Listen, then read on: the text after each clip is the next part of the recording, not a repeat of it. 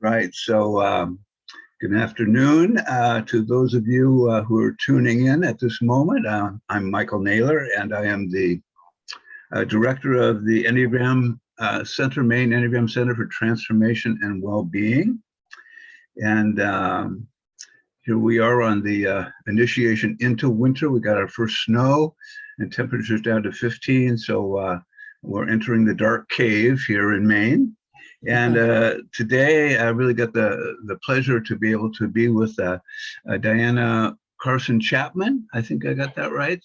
And who's a beloved type 8. And, you could just see by the radiance already that, that beautiful 8 energy is online. And going to invite her to share with us the agony and the ecstasy of the type 8 journey, the labyrinthian journey she had, and where you started, and whatever feels most alive for you. We'll just go with that. So thank you for being here. It's just awesome to have you.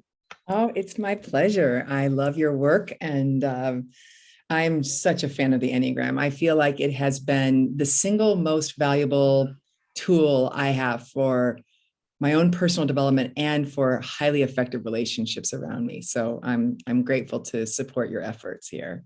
Awesome. Well, it's just good to have you here. And maybe say a little bit about how you discovered the Enneagram and its importance to you. Yeah, I was out in the Sonora Desert, I think it was, or no, maybe it was in Zion with these Toltec shamans. It was very kind of woo-woo scene. And we were out there, and they said, there were 3 women. We were all good friends, and they started to talk to us, and they said, Diana, you're a type 8. And while I know you're not supposed to type people, they were very astute in the Enneagram and felt pretty clear of our types. And they started to tell us about ourselves based on our types. And I remember my mouth just a gasp, like, how do you know this about me? Oh. And there was both this sense of like relief, like, oh, I'm just part of a pattern, like I'm a bit of an algorithm. And then also a little bit like, oh, really? I'm a part of an algorithm? I thought I was so unique.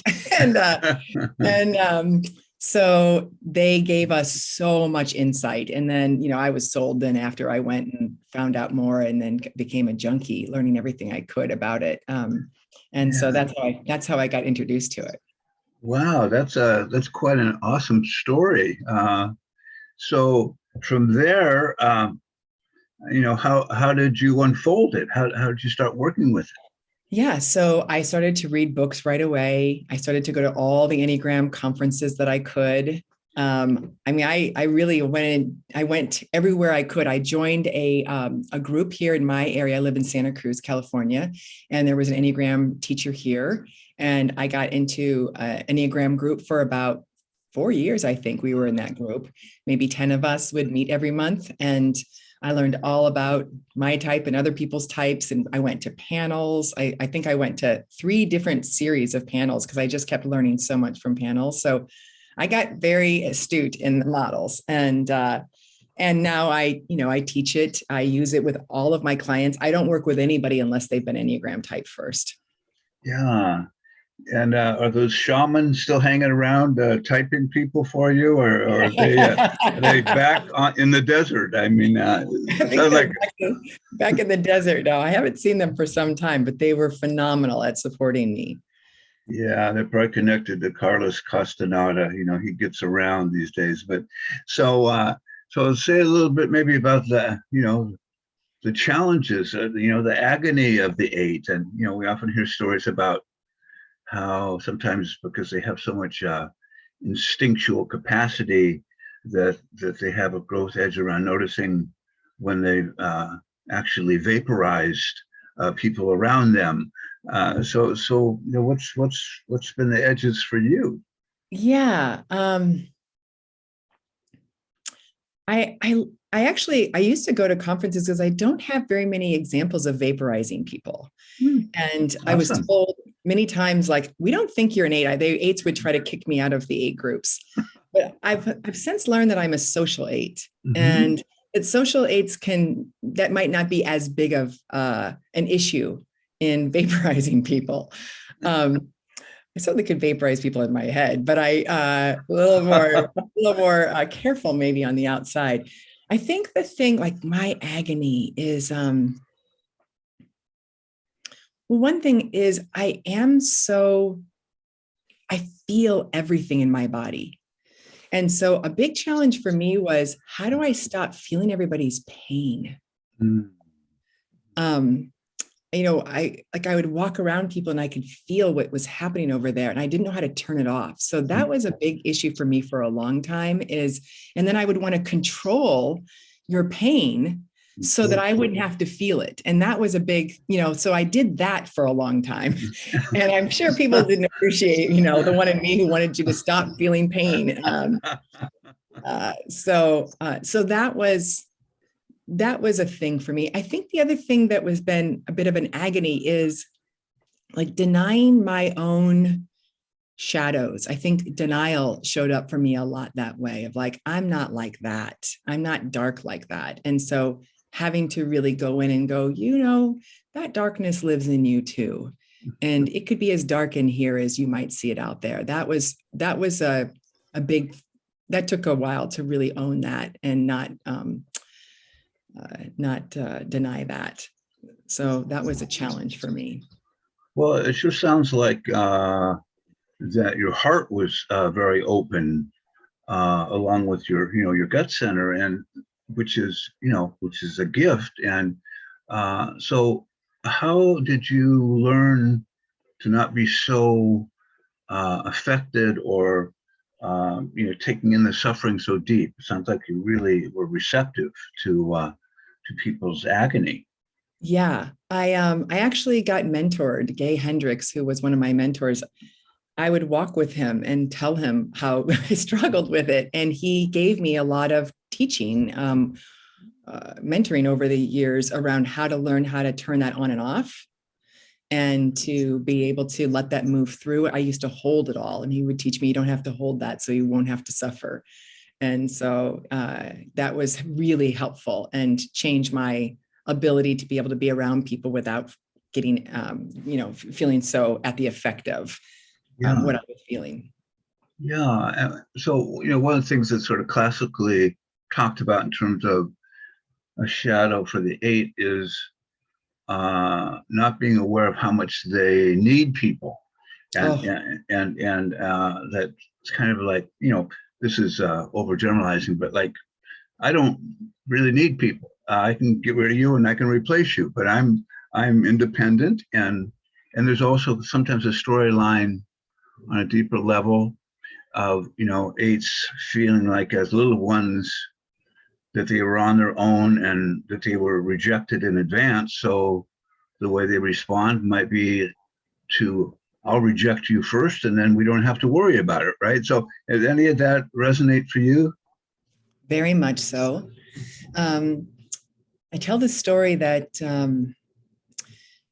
my marriage looked like it was coming to an end. And my complaint was that I couldn't really count on my husband to deal with some of the challenges he was having, and that I had to handle it all myself. And I would complain like, why doesn't he get his act together? And so we were getting near telling our children that we were going to separate. And one of my dear friends said, I'm in support of you. And I just want to ask you the question, who would you need to be to call forward the man in him that you would like him to be? As soon as she asked the question, my stomach started to swirl. I felt like I was going to throw up. And I thought, oh no, I'm going to need to be needy. I'm going to have to be needy. I'm going to have to be vulnerable. I'm going to have to be someone who needs someone that would then rise up and meet me there. So I went to my husband and I said, I think maybe there might be a way through to stay together. And I think I'm going to do some work here to see if I can learn how to be more needy. And I literally thought I was going to throw up 24/7 for like 3 months. Like I was so uncomfortable. And sure enough, a few months later, he looks completely different. And he seems so competent and somebody I can rely on. And so I said, wow, you really changed. And, his argument was, well, I think maybe you changed a lot more. And we might say we both changed, but that was the beginning of me learning to be needy. And I needed to almost lose my marriage to finally wake up to that pattern. And I would say it's always still an edge. Yeah. Always. I'm always still learning. I need you. And I keep finding like the next layer of the onion to dive into, but I find that the more needy I am, the happier I am. Yeah. Well, so I wonder, like eights have said to me that they just naturally inherited a non-needing button inside them, right? It's just how their orientation of their psyche, and that getting needy sometimes meant I could be destroyed if I'm. So it's it's kind of life or death. So why would I be needy if I'm going to die? But it's like that inner mechanism. So I wondered, like how you start to lean into that and just allow space and feel that. And if you had that kind of, like you said, for 3 months, I think you said you either felt like dying or throwing up, but it sounds like it was just, really, really super vulnerable to be there. I just feel like I have no defense. And so I wonder if you'd say a little bit more about, like, how you worked with that and how you felt it, how you got in contact in your heart with it. Yeah. I had to let it be okay to feel scared. Yeah. I think that was a big part of it because, if you had talked to me probably up until around the age of 35, I would have told you I've never felt scared in my life. Right. And that was a huge defense mechanism so that I didn't have to be, and to feel scared was very uncomfortable. So I did everything I could not to feel that. So I think I leaned into it by letting it be okay to be scared. And, I remember like, I just can't stand this swirl in my belly, and then it would just be, can you welcome that, Diana? Can you just let it be okay to be scared, to be vulnerable? It just felt so strong, like, it just felt awful. And so that was my practice was, and then it felt like 35 years of fear that I had never felt all came flooding back for me to be with. But I think that was one of the big practices was letting it be okay to be scared. And then that scared one needed things, she needed things to feel. And I realized how intelligent that fear was, that I had denied all my life. So that was one of my number one practices. Yeah, that's awesome. And so it's interesting, in all the workshops I've been doing over the past couple of years, and all these type 8 women showing up. And one of the things that they often say is that one of their challenges is in the world that sometimes people don't want them to be so strong and so alive. And so, I know what's going on here and I'm not afraid to lead. And there's like folks around them, both men and women, who are a little bit uncertain about that. So I wonder what you've experienced over your lifetime.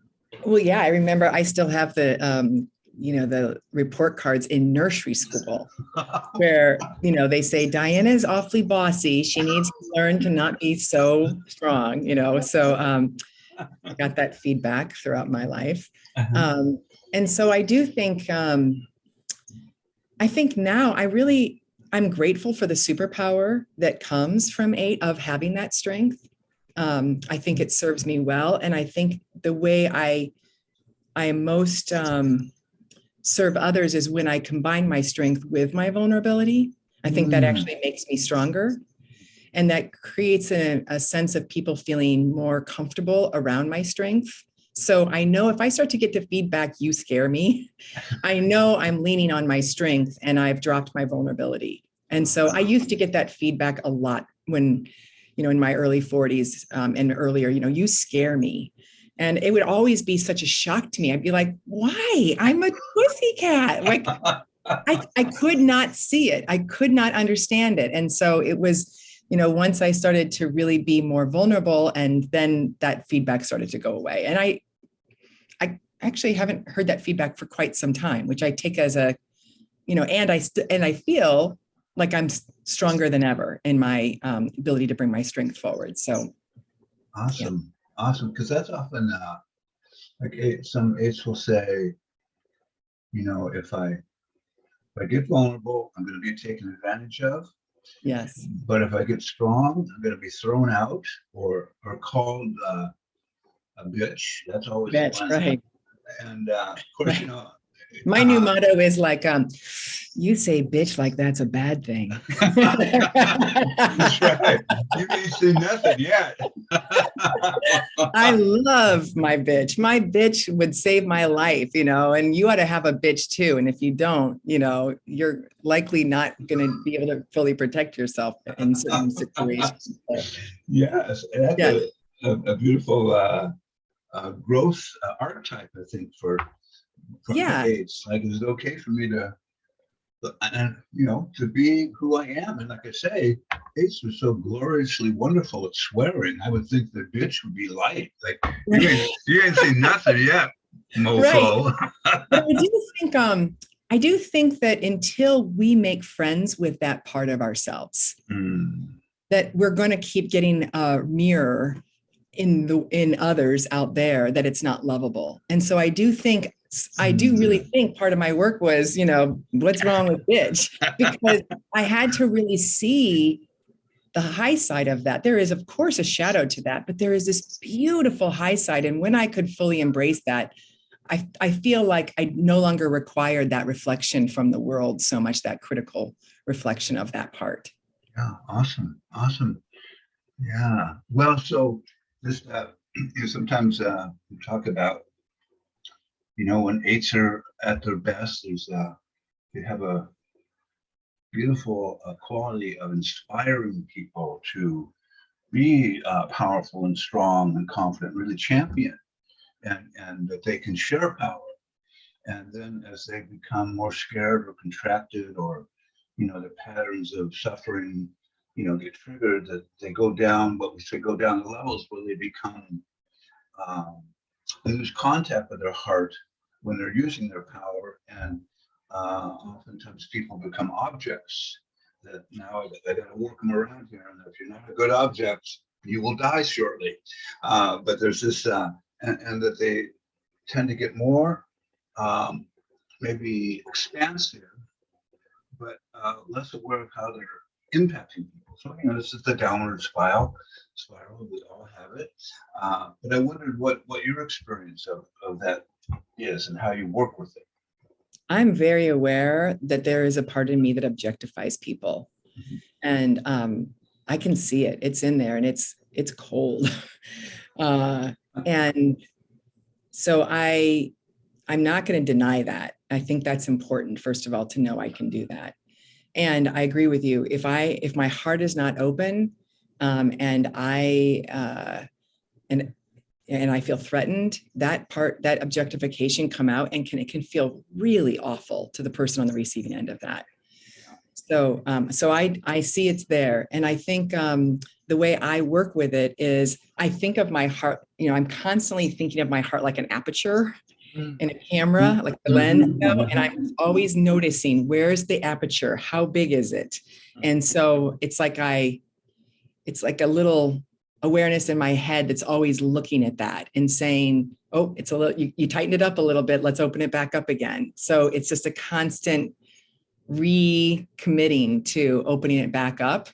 And of course, when I do that, there's usually more heartbreak. And so then then the next practice is, can I be with heartbreak? And so if you know me, you would know that I have a morning practice called morning tears. And I find something to be heartbroken about every morning. And that can be heartbroken either in like the agony of something or the ecstasy of something. Because either way, I think it's just as painful sometimes to feel the ache of the beauty of it all. It's so beautiful. And then ache of how tragic it is. And so I find I practice that every day to learn how to keep staying open and feel that ache in my heart. And so that's been something I've done now for about 7 years. Wow.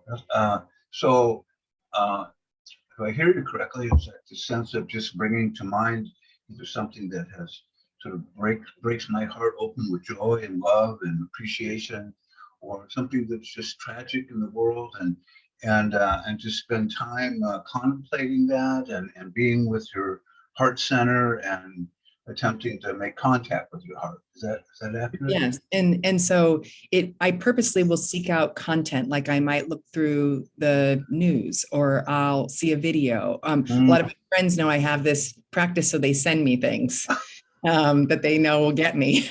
And so one way or the other, and I thank them. Like it's like the bigger I'm gotten, the more I thank them. Like that was really, really hit me. And so, and I can watch my heart will want to close. It'll want to just go away from whatever that is, or it'll want to stop it, so I just keep, it's like a muscle, like flex a little more. Come on. It feels like that. It feels like lifting weights, heavy weights or something, like you can do it.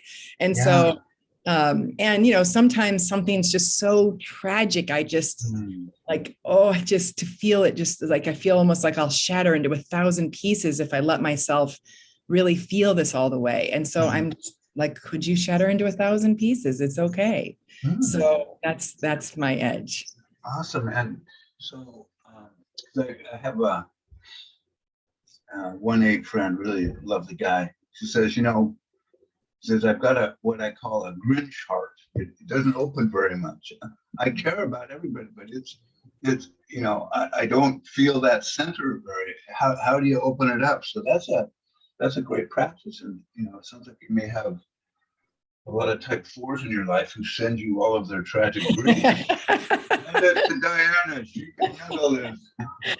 Yeah, I love to be with 4s and role model, let them role model to me what it's like, because they are so good at that. And so, and I have a daughter who's a 4. Oh, who is helpful to me and helping me feel. And so when I'm achy, sometimes I'll call her, and she's now off and living in her own. And I'll just say, hey, I'd love just some support here and opening my heart. And she's always so supportive in that way. Oh, that's beautiful. Yeah. Well, I love that practice. For 4s, that might be a way of life, but I we all need to balance our strength. I do still like getting feedback from people when they say, I don't necessarily know how much you care about me, because it's always still surprising, like shocking. And so I welcome the feedback, though, just to look at what's going on, that's still the experience of the other. And so I ask, that's still something, I get that feedback occasionally, and I still am like, wow, okay, what else do I need to learn here? Yeah, well, it does appear to be quite endless. There's a bottomless pit of learning. So thank God, right? What else? I'll never run out. Infinity would be boring otherwise. Well, one of my good A friends has said that's the feedback he's gotten as a CEO of his company is, he said, I don't articulate so much what I love about people. It's just like a fact inside of me. So what's there to say, right? Right. Listen, so it's also the same way on the receiving end. Like I always feel your care. However, like you don't have to tell me, I know it. And so you know it, because it's such an is over here. And I think that's part of it. Is it's very easy for me to know people care about me. Awesome. Whether they say so or not. And so I think that's where my blind spot is. It's like, don't you know? So do I have to tell you? Okay. Well, it's like a fact. It's already a fact. So why any words, right? Right. It's like, I'm so here always for you. It's nothing else I do but think that way. Yeah. Well, when you were growing up as a little girl, a teenager, or early 20s, like how did that eightness manifest? Were you, a street fighter? Were you an athlete? Were you how did that come through you? I was a horse rider, and I owned a horse that was the wildest horse of the bunch. That horse really met me. Sir Richard the Lionhearted was his name, and so he would, was always trying to throw me around, and I just got met by that, and it helped me find a place to channel my leadership and my strength through the relationship with that horse. So that was one place I did it, and I did naturally always. I was in 5th grade. And I remember this very distinctly. There was out in the playground, there was a gigantic tire, a big tractor tire. And that was the boys' tire. And then there was a smaller tire for the girls. And I stomped right into that principal's office. And I said to him, it is not fair that the boys get the big tire, and we need to make this more fair. And so he agreed. And the girls got Tuesdays and Thursdays, we got to be on the big tire. So that was happening early on. And then in high school, I actually single-handedly went after the board of our school board, who said you could not smoke if you wanted to be in extracurricular activities. And we were 16 years old. We were legal to smoke. And it wasn't that I wanted to smoke necessarily. It was that I just felt it was unjust to put a moral judgment. So I said, if you can suggest that smoking might inhibit performance, which might be true for athletes or maybe somebody playing a wind instrument or something like that makes sense to me. But if you can't prove that, then you shouldn't have the right to morally judge and put your opinion on us. And so I won. And no other student would do it with me. They were all like, no way. And so I was written up in the front page of the paper of this, I think I was a junior in high school at the time. And that was edgy, but those were always, and everywhere I went, I always was pushing the system for a more just system. And I remember doing the same thing in the sorority in my college and with the college as a whole. And so that's just been a natural thing. Yeah, so justice sounds like a really strong value. And the other thing I heard in the beginning is the sense of, and I've heard this from other beloved eights, is just they really appreciate authenticity, people feeling real. And I've noticed that these kind of have a profound instinctual awareness around when people aren't being honest with them. It's like a shudder goes through their, it's like they just like come alive. And so I just wondered if that's been true for you, that sense of intuitive knowing what people are up to, or when someone isn't honest, just feeling the impact of it viscerally. Yeah, I grew up in a family in which there were a lot of secrets. And I would even ask, I think there's a secret. I think this is a secret, and told I was incorrect. And it was crazy making for me. Literally, I started to feel like I couldn't trust myself. And I started to become afraid of losing my mind. So I was very, very sensitive about that. And especially when my parents, for whom I trusted them more than anybody, were lying to me, was, very disconcerting. So I think all eights have that, but I think I also had a unique environment in which that made that even stronger. And, the gift of it now, which I'm grateful for, is I have a nose for secrets. So, I can, and, I created my husband holding secrets in the marriage was part of the pattern. Of course, I'd have to play it out again in my marriage. And so yes, I want people to tell me the truth. It feels like I know it anyway somehow, and you're not. And so then I feel like I can't trust you, like you're holding something back. And I'm having to learn how to go, if they're holding something back, you're okay. Because it does kind of start to feel a little like life and death over here. And it can feel like, I always think about it like people are withholding in some way, a victim, and victims are dangerous. So they're going to get you if they, they're going to get you somewhere along the line. So you better get it out now. So, but now I understand. I'm much more empathetic to people being scared to share and having good reasons on their own why they might not share. And so I'm learning how to not have to make that a threat over here if you're not willing to be authentic. And I am very attracted to people who are really authentic with me. I find that very kind, even if the feedback is challenging for me to hear.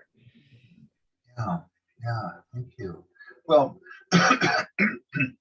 it sounds like that natural innate capacity to, sniff out dishonesty, sort of that a lot of doubt cast on it for a period of time, but sounds like in the long run, it's sharpened your capacity. Yeah.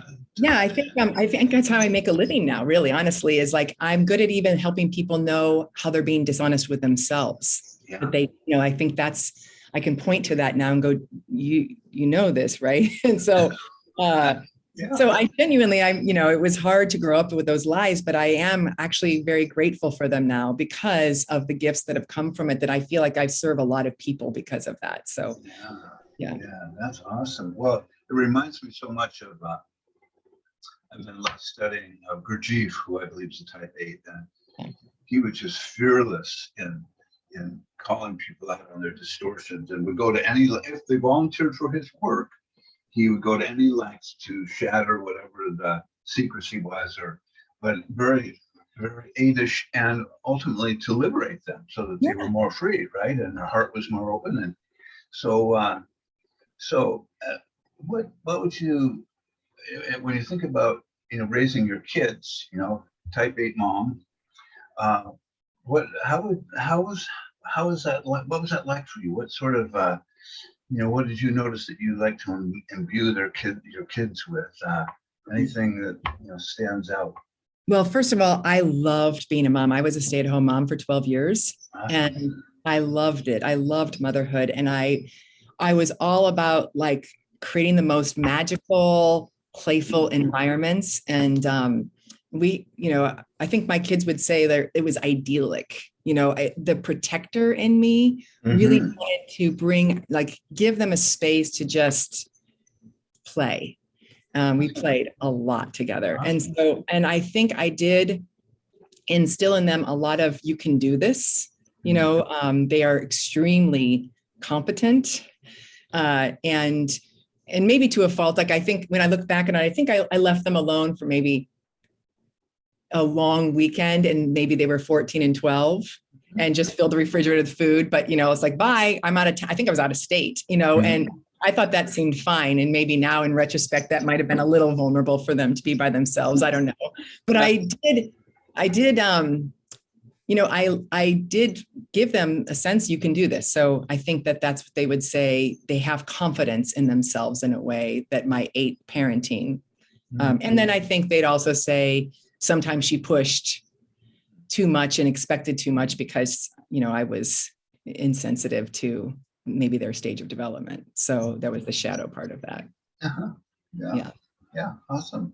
Well, when you work with, 8s today, what do you notice as, where you contribute to them, where you help them with their patterns? Like what shows up for you with your ancestral line of 8s?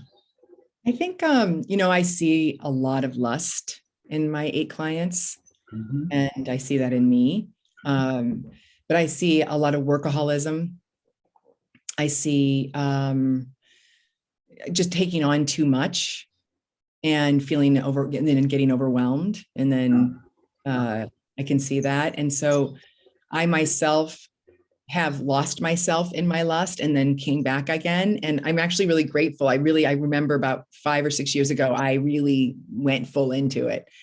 So I could have an appreciation for what it was like, because, my clients are running a lot of big organizations. And so that can all just ramp up that whole thing.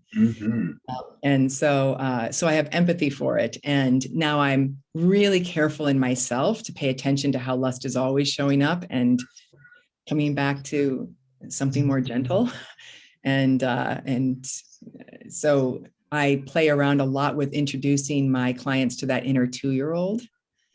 What's that? How is this pace going for your inner 2-year-old? Like I've never talked to my inner 2-year-old. I don't even think there's one that exists. And so Yeah, that's where I spend a lot of time is how do we get in touch with that really innocent, vulnerable part that's being steamrolled over and voice is being denied. And so that's where I tend to focus a lot with my 8 clients. Well, that's, I've witnessed that in my clients too. So it's interesting. It's like one particular a beautiful guy understands the 8 pattern in his head center. He's got the whole map, right? And then when he lives his life, he just is like a bulldozer that can't rest. And he will go 15 hours a day, 7 days a week, high blood pressure, spine not working well, not healthy, and we'll have a conversation. He said, "Yeah, that lust, I got to really get on top of that." Right? And then it's like the lust grabs him and throws him out the door, and it's like really, it's almost like being so separated inside himself between what he knows and then his lived life. That compartmentalization is remarkable, and I've seen that in a lot of aides who really understand what's going on, but it's like what do we say? It's like your personality patterns don't really care how much information you have on them. They're glad to get to play with you each day and take you for a ride. So breaking through that, sometimes it's only come on the heels of really getting sick. Yeah. And breaking down. But it sounds like that you woke up to it without too much damage to yourself, and something, the light went on, or your practices opened that up. I mean, what do you try to suggest to your workhorse aides who seem to have more energy than most people on the planet? I mean, they're just and they get going and they're adrenalized. It's like, ooh, my body's dead, but my spirit is just on fire. So I just wondered if there were some practices or that you use.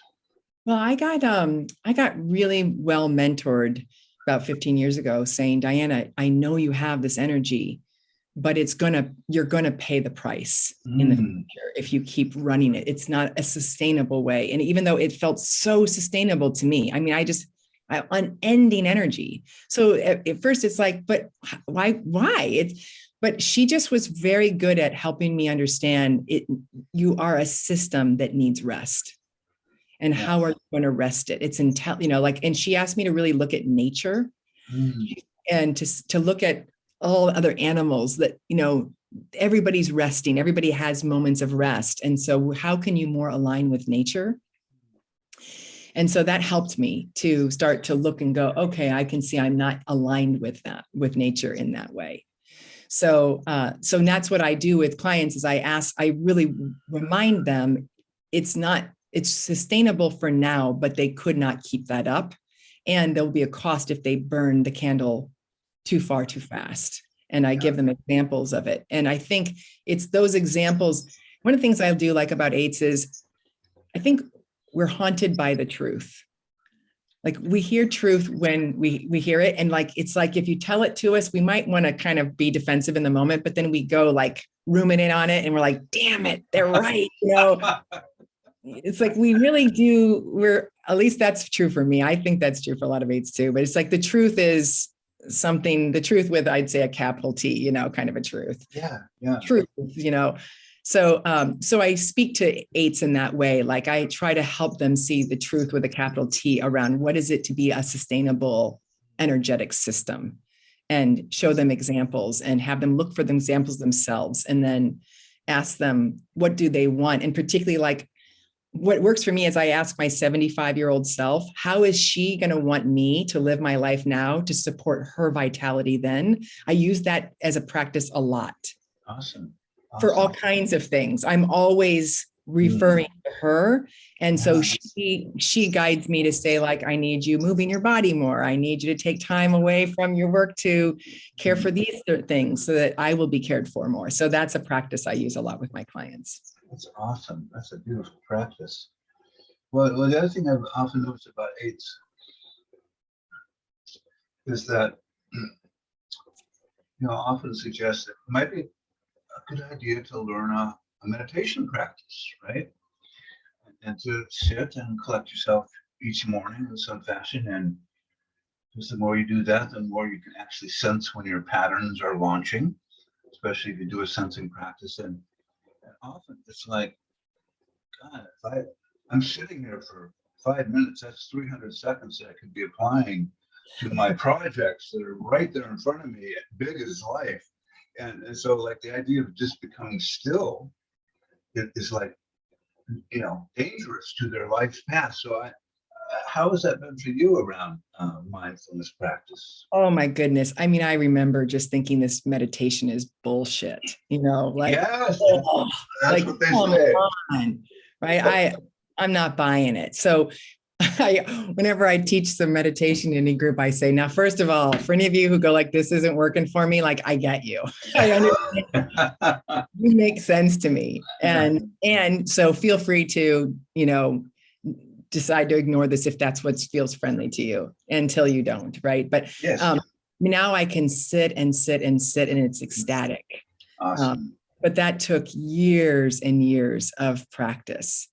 And honestly, I think probably some alternative medicines probably helped in me learning how to be in a state of awe with that sitting. And so that was a gift for me. Yeah. But yeah, I now it's wonderful now, but I certainly rebelled for quite some time. And one of the things that I really liked is I did an event with Byron Katie once, and she taught me a meditation where you walk and are blindfolded. So somebody guides you while you're blindfolded, and your job is just to hear sounds and name them. And that was, I think, one of the first times I got so altered and was so in the moment, and everything was so alive in just the isness of it, that one. And then she said you could do a version where you take the blindfold off and walk and name what you see. So herb, sign, bird, tree. And that was kind of a good in between to be doing that first, because it started to help me get into that mindful place while still having some movement and some activity and the energy that I wanted to have. And so I like teaching people breakthrough practices that aren't so direct to like sit still. And I think 8s like to move. And so now I'm happy to sit, but movement is good for me too. It keeps something, I'm more present, I think, often in movement. And so, but I can also be equally present now that way. But that's something I offer people is let's do something in between that's friendly for where you're at. Yeah, awesome. I like that approach. I do the same thing. And sometimes I find that yoga for some aids is an introduction that allows them to pause in the posture and sense their body and their breath. But the truth is, most people don't like to meditate. Some they just have a different way of that it feels difficult at first. So, but I know that it's like that movement. So, so can I give you one more? Can I give you one more example? Oh, please. Yeah. Because I really hear this about this. Another little practice that Byron Katie gave me is she asked me. I don't know if you know her work. So she said, Michael, what's your name? And you would say, it's Michael. She'd say, is that true? Yes. And can you absolutely know for sure that's true? I believe so. I have doubt as you ask me. Right. And then she'd ask us, like, what's it like when you do believe the thought? And everybody could find some comfort, but we could also find a little bit of a cage. Yeah. Right. Like Michael's this and that. So then she said, who would you be without the thought? If you couldn't find, like if the brain had no more software in it that said Michael and it was gone. And so she had us sit without our name, and the 8s in the room lit up with that one, because it was like, what was my experience without my name was big. It was expansive. Right. It was expansive. And it was like, that felt really like a meeting place. And so my lust for that space actually was a catalyst for me to like sit and explore. So that's one of my other practices in the morning often is I just sit without my name for a few minutes. And that takes me to a beautiful place. Awesome. Yeah. Well, that's been my experience with meditation, is that suddenly the concepts drop. Right. And there's no concept. It's just here, and then space opens up, and yeah. Yeah, and that was like a shortcut for me. That was like, oh, I'm so glad I got this one right now. Yeah, that's great. I really like that one. Yeah. So maybe say, if you're up for it, say a little bit about what you love about your eightness that you inherited as a little one from the Great Mystery. I love being in awe of things. I love my innocence. I am like a little kid a lot of times, like, wow, whoa, cool. I love that part of just being turned on. I'm so turned on by life. I love all the sexual energy that runs through my body. That's so creative, and like everything is so sexy, and that's a fun way to live life. Like that tree out my window is sexy, and so I like that. I love having that confidence. I like having that thought of like, well, I could find a way, and it served me really well. I love taking care of people. I love to provide an environment where people feel really nurtured. I love that mothering quality, that protector mothering quality so much. And I really like being with people and going like, wait, what if there's more? What if we're limited in our thinking? What if it could be something we haven't imagined yet? Like, that's so fun to go beyond the limits and see and push for something that, we just haven't experienced, but that doesn't mean it doesn't exist. So do you identify with having a 7 wing? Yeah. You're just like lighting up that 7. Yeah. Yeah, I do have a lot of 7. And so I like that combination of those two as well. But yeah. It's just like, yeah, there's gotta be a way to create it. And I like the idea of, it's my movie. I can direct this and produce this, and I can do things that maybe everybody told me I couldn't. So I like the part about being an 8. Yeah, exciting. Well, I wonder, we often talk about the integration point as 8 goes to 2. Develops that, that mother force inside them, caring, nurturing. It sounds like that's something that's really strong in your soul, something, the mother bear. And then, going to 5, which sometimes is called the stress point, but it's also the missing piece, right? Where there's that kind of 5 spacious, open head center, and totally the rest of the world, flows through your head center. But how do you relate to the 5? Yeah, I'm so smart. I found my my partners of my business. One's a 2 and one's a 5. Oh. So I've so thoughtfully found my balancing points. And so I'm learning so much over the last 10 years working with her around the 5 and really looking at questioning things. And is that true? It's a little more complex than all of that. So I value that part so much. And I've learned so much from her around how to see things with more complexity and to be more thoughtful about how I investigate things to come to conclusions. And so I love to research. I'm a geek on research. So that's where 5 comes out a lot. So if I'm looking to go make a purchase or make a decision about something, I will go investigate like crazy, and I get off on it, and I like putting spreadsheets together and who said what, and then I come out with a theory for like what is the best, and then I love sharing that with everybody because I spent so many hours. I figure, if you're going to get a new bed, maybe you should consider this bed because I just spent 15 hours researching bed. That's the five. Yeah. That we go to get the last stone picked up and we can see it. Yeah. Yeah. And it's also, certainly fives have kind of a quirky sense of humor. It's looking at the weirdness of being a human being on planet Earth. And I always think of Eckhart Tolle and just how he's always joking about death and how it will bring you the best humility you've ever experienced and all of that. So beautiful stuff.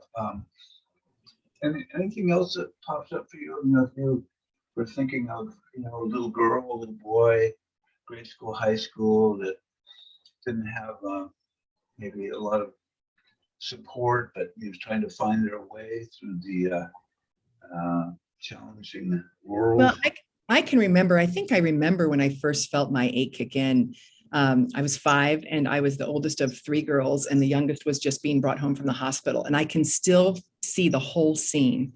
Wow. And I remember having missed my mom for a few days and wanting to run to her. And I just remember that, like, back off, I got this baby and I can't be with you. And I could remember asking, like, well, what's her name? And she said, her name is Peggy. And I remember just going, oh, well, that's a stupid name. And I just walked away. And I was like, I don't want anything to do with you or that baby. And I turned my attention and went to my room, and I think I can just feel like the heartbreak there of you're not available for me.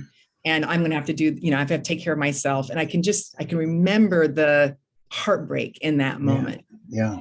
And so that was I can see how a defense mechanism gets created and then decides, okay, I'll be the strong one from here on out. And I'm on my own, and fortunately, I'm strong enough to be on my own too. So yes, don't get in my way. So there's a sort of a, we talk about sometimes that part of the gut instinctual pattern, that aids develop with those kinds of sufferings is this kind of silent or overt message of don't mess with me, right? Yeah. Do not mess with me or I will F you up, right? Yeah. Oh yeah. I definitely used to bully the bullies on, I remember this young girl who would hit people on the school bus, and finally I was like, that's enough of that. And she was scary. She was older than me, but I put a stop to that, as the bully of the bullies. I luckily had there is no perfect childhood, but I luckily had a pretty wonderful, nurturing environment compared to a lot of people. And I actually think that it was a great privilege, but it was a great gift because I don't think I had to work as hard to unwind some of maybe other people's patterns because I didn't have as much trauma as they did. Yeah. And, I'm grateful for that, but that was a gift for me. Yeah. And I think that's a powerful wisdom too, is the more trauma, the tighter that pattern of self-defense is, and then we got to undo it. Yeah, my parents were really nurturing and supportive, and I had all the opportunities and all the encouragement. You can do whatever you can, it was super wonderful in that way. Yeah, that's awesome. Yeah. Well, you mentioned a little bit about the quality of innocence that, just it's like my experience with the little eggs, it's just like this freshness of the moment, and let's go for whatever it is there. Let's go be in it, whether it's climbing the tree and inviting everybody else up or but it sounds like that's something that's very alive in you, is that kind of innocence and awe and joyfulness. I feel, a lot of joy comes. You have a lot of it. And I think I do have a lot of it. I'm fascinated by simple things, and I love creatures of all kinds. I've always been really interested in animals and nature, and that all delights me. So yeah, little things. It doesn't take a lot to get me excited about something. Awesome. And do you have any type 8 heroes or heroines in your life that you see these 8s and you go, oh man, those are some awesome 8s? Well, what type 8s do I really, I like, I really am inspired by Pink, the musician. Oh yeah. I love watching her as a mother. And She's I like beautiful. her strength and her authenticity and her wild self. Um, Yeah. She's somebody who I think is a fun 8 to watch. Yeah, she's awesome. Mhm. There's a couple athletes. Serena Williams is a type 8. I don't know. Yes, And she's just like a she's powerhouse, amazing. Yes. right? And very courageous. And then there's also a beautiful athlete, LeBron James, who plays for, who's also just a powerful 8, but also unafraid to take on issues of injustice, and which is what I always seems like a lot of 8s in the let's say you could say the celebrity status also step forward when there's something to be said. I know Sean Yeah. Penn is a pretty Yeah. hardy type 8, and And yeah, Martin Luther King Jr., I mean, he's somebody I have really studied yeah, and really appreciated the innocent part of him that was making change. With I Have a Dream, it's just I feel like that's the innocence of an 8 speaking there. yeah, Yeah. capacity. And God, at 35 years old, he was just like so stunning, wisdom, and yeah. Well, so anything else you'd like to add about your experience, as an 8, or um, you know, ways, movies or books you might point people to that, 8s that want to, you know, learn about themselves, or anything that comes to mind? Well, I don't know if this is true for a lot of 8s, but Braveheart's one of my favorite movies. Right. And in that place of like, I will die for the truth, like that just moves my heart and brings me to tears. That that courage, to be willing to be in that much discomfort, to stand for something that's so important. Yeah. Yeah, that kind of robust courage to face. Well, it's kind of like David in front of Goliath. You're gonna have to take me out. Or I wonder, in the Lord of the Rings, you got Gandalf in that one moment where he's facing the Balrog and he drives the sword down and he says, "You shall not pass."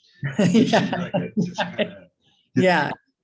The power. And then the other one I love is I really love The Wizard of Oz. That's another one of my most favorite movies.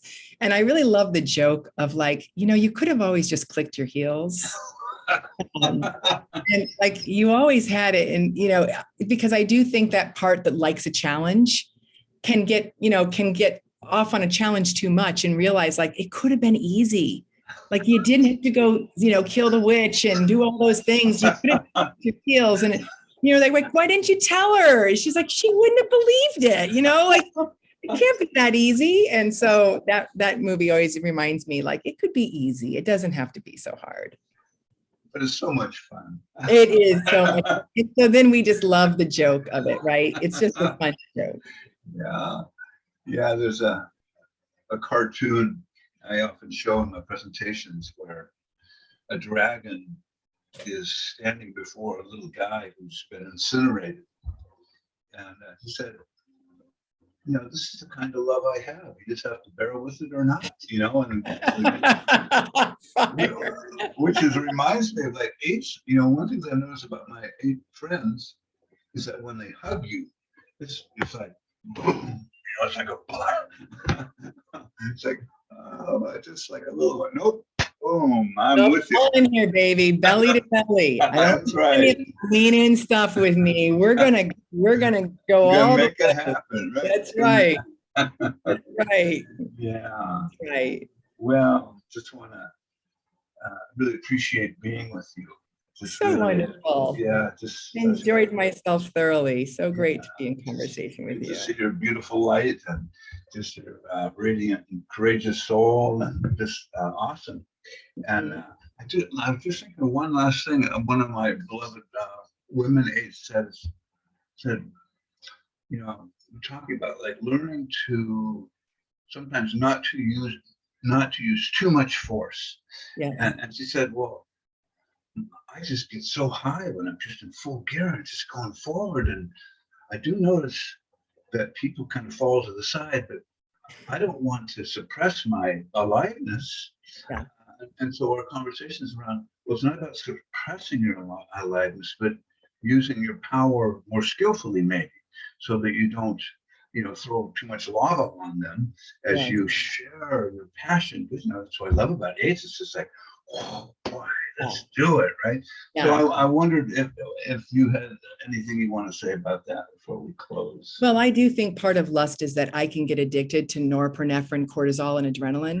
And it's a cocktail. And I think any 8 who doesn't face that we have a highly addictive to inner chemicals. Yes. Like we're all addicts a bit here. So we have to be mindful, and it feels like energy, it feels like aliveness. And so I was an asthmatic kid, and I had to go to the hospital to get adrenaline shots to stay alive a couple of times.